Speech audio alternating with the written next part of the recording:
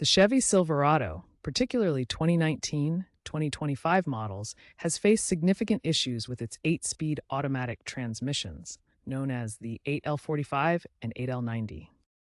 Common problems include torque converter shudder, which causes vibration, slipping gears, delayed shifting, and in some cases, complete transmission failure.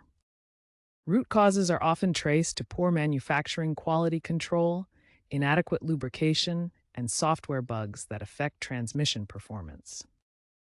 GM has issued recalls and settlements to address these issues, including software updates and reimbursements for repairs.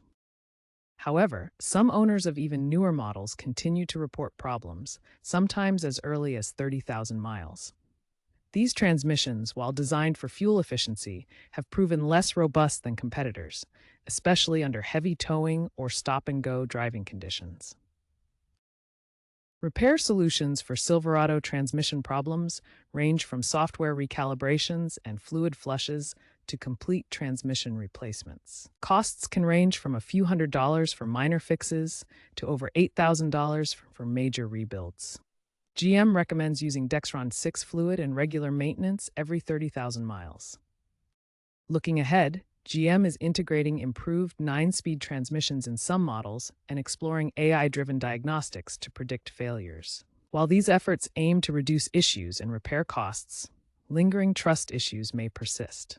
Owners should stay informed about recalls and warranty coverage. The shift towards electric vehicles may eventually eliminate these transmission problems altogether, particularly with models like the upcoming Silverado EV utilizing single-speed gearboxes.